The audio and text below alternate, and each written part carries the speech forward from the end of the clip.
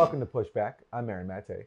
The fate of Julian Assange is not the only high-profile extradition case between the U.S. and United Kingdom. The British Home Office is seeking the extradition from the U.S. of an American citizen for a road collision that killed 19-year-old British citizen Harry Dunn in August 2019. The American driver of the car that killed Dunn is named Anne Sakoulas. The U.S. government claims she had diplomatic immunity because she is the wife of a U.S. diplomat working in the UK at a nearby U.S. military base. Sakoulas fled the UK on a U.S. military plane in September 2019, and the U.S. has fought her extradition ever since. But recently, a new twist emerged. Sakoulas was not the wife of a diplomat, as the U.S. claimed, but in fact, according to reports, a CIA operative. The family of Harry Dunn is voicing outrage, saying they were lied to by both the U.S. and British governments. Well, joining me now is Rad Seeger, spokesperson for the Dunn family. Rad, welcome to Pushback. For anybody who is not familiar with the case of Harry Dunn and what his family has been going through, can you give us an overview of what has been happening over these last several months?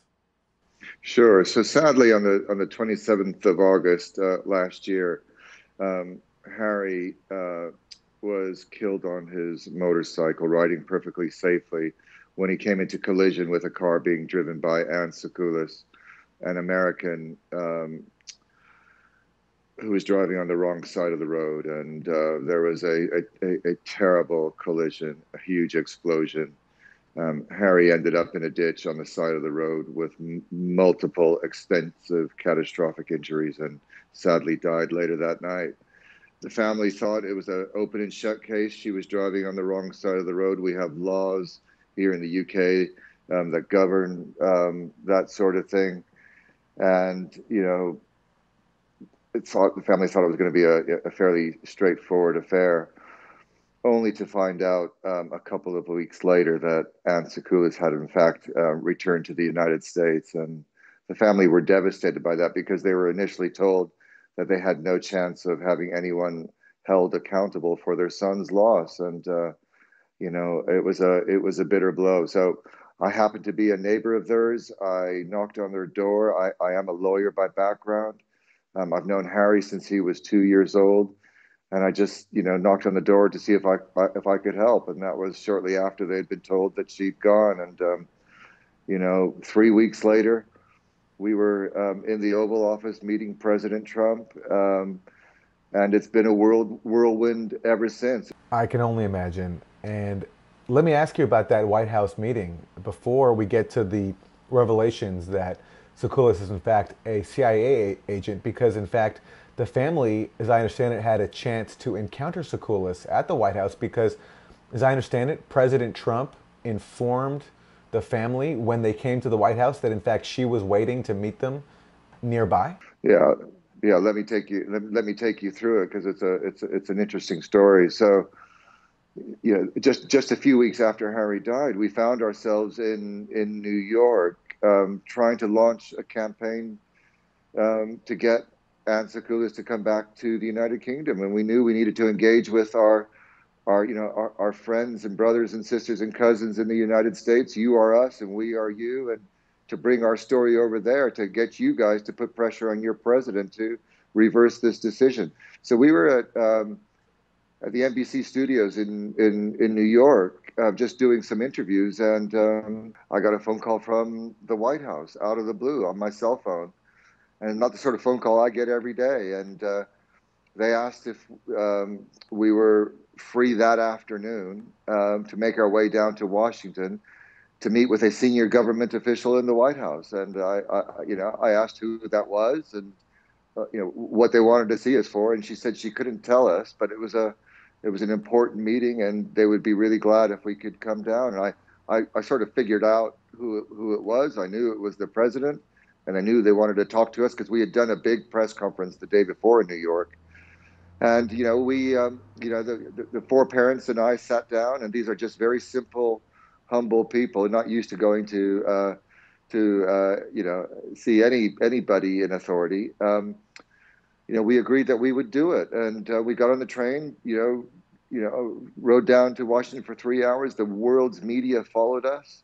And we got to the White House, and only to be confronted by President Trump, who was initially very charming, much to my surprise, made us all feel like $1 million, made us feel very welcome in the Oval Office, but then instantly sprung it on us that the person who had killed their son, and we can say that because she's admitted her culpability, was in the room next door and wanted to meet with the parents. And don't forget, this is only a few weeks after these parents, who are, in total shock still, um, had lost their son.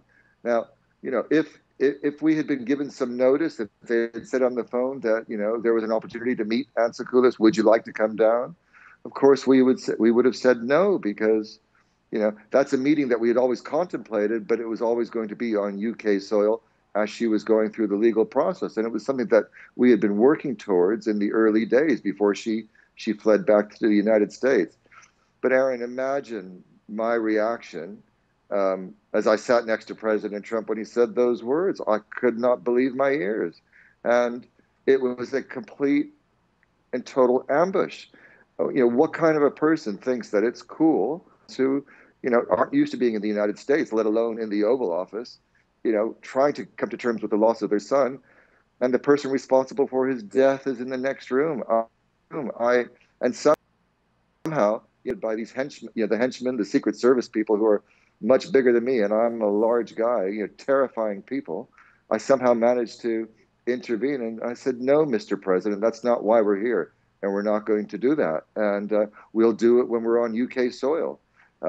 And then Charlotte, Harry's mom, who's very diminutive, 5 foot tall, she just ripped into him and told him that that's not something we're prepared to do. And I think we kind of spoiled his fun that day, because I think what he wanted was to have his big reveal moment, have the two moms hug it out. There were cameras in the room, and I think he was prepared to, photograph it all. And I think he was prepared to write us a big fat check that day to buy the parents off. And as Charlotte will tell you, if you're talking to her, you could offer her $1 billion to go away. And she won't. She made a promise to Harry the night that he died in hospital that she was going to get him justice. And, I'm afraid President Trump and Mike Pompeo, they've picked a fight with the wrong family. As probably, many of you will know, she's a remarkable woman, tenacious, courageous, and believes in right versus wrong. And she's not going to be silenced. She's not going to be bought off. So that's quite a story. And one that, a few months on, we're still trying to process it. None of us can still believe that we went through that experience.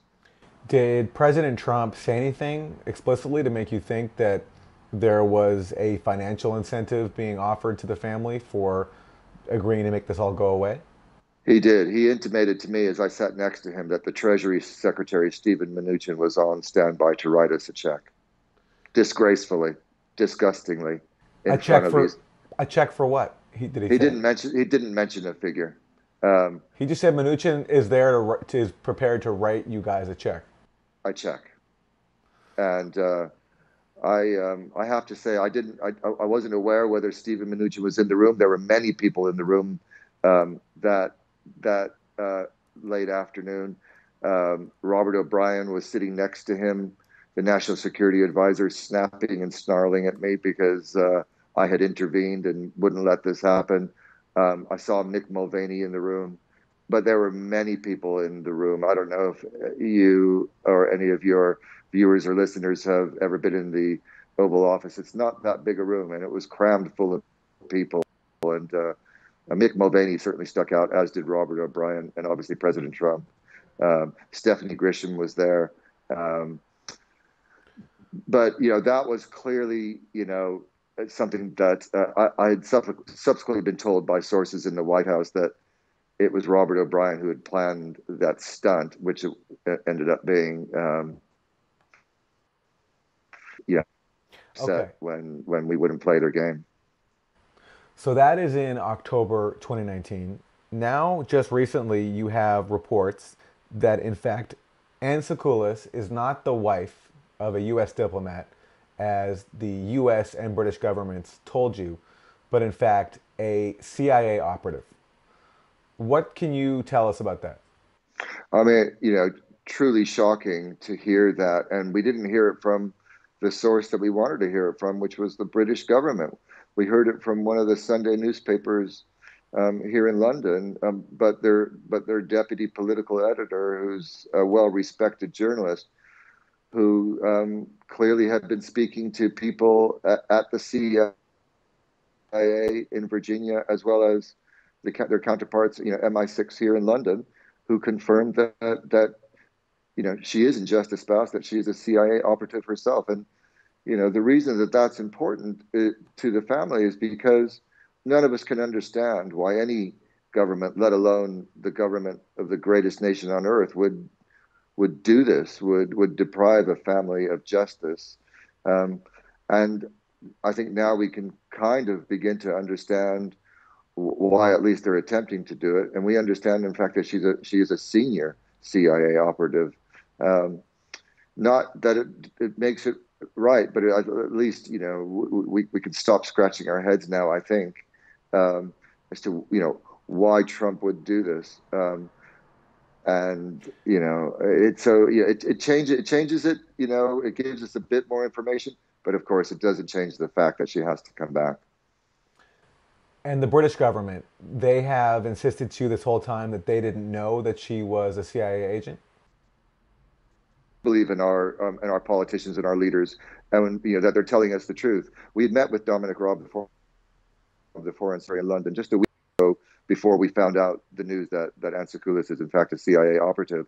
The parents in this meeting had asked him directly whether she was more than a spouse, and he didn't, unfortunately, answer them truthfully. Um, he, he said that he was aware that she was an ex State Department official, whatever that means. Um, Look, the truth is we don't know whether the British government knew who she was or not, but we firmly suspect it, and that they concealed that from us. And if that's true, then they failed in their duty of candor to these parents, and that's a serious breach of, just about anything I can think of, when these poor parents are, scrambling around for information, and they were just effectively abandoned, have been misled, information's been withheld. And we're all shocked. I know millions of people in the States are, as we are here, and we're struggling to understand what is going on. And it's my job to help them find out. Rad Seeger, spokesperson for Harry Dunn's family, thank you very much. Pleasure.